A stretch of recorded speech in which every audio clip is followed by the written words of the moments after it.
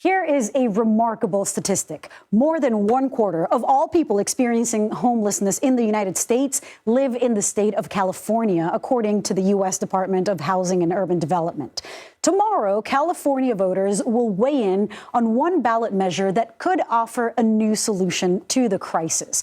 According to the state's Democratic governor, Gavin Newsom, Proposition 1 targets those experiencing chronic homelessness and those who suffer from severe mental health or substance abuse issues. We spoke about why he feels so passionate on this issue. Cecilia Vega did in her 60 Minutes interview with Governor Newsom last September.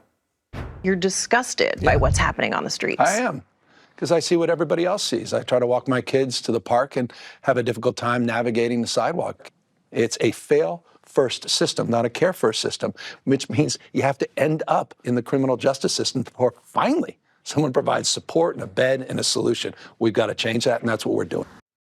Well, tomorrow, California voters will decide to approve or not a $6.4 billion bond for treatment beds and housing units. About $4.4 billion of that would be used to build more mental health care and substance abuse treatment centers, while the remaining $2 billion would go towards building affordable housing. Half of those homes would be guaranteed for veterans experiencing homelessness, mental health, or substance abuse challenges.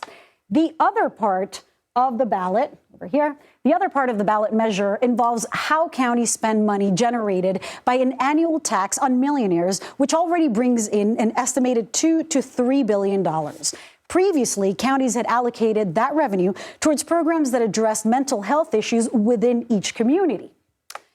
And so now 65% of the money would be used for programs specifically targeting people who are experiencing homelessness, who have substance and mental health disorders or substance abuse, either substance abuse or mental health disorders. They do that by funding housing and full service care for them. The rest of the funds would be allocated towards outreach and early intervention programs. Supporters of the ballot measure, like Governor Newsom, say it will fix an outdated mental health system. Groups like the ACLU and the League of Women oppose the ballot measure for several reasons. One of those reasons is that it only provides housing for about 6,000 people, which they consider to be a very small amount among the people in need.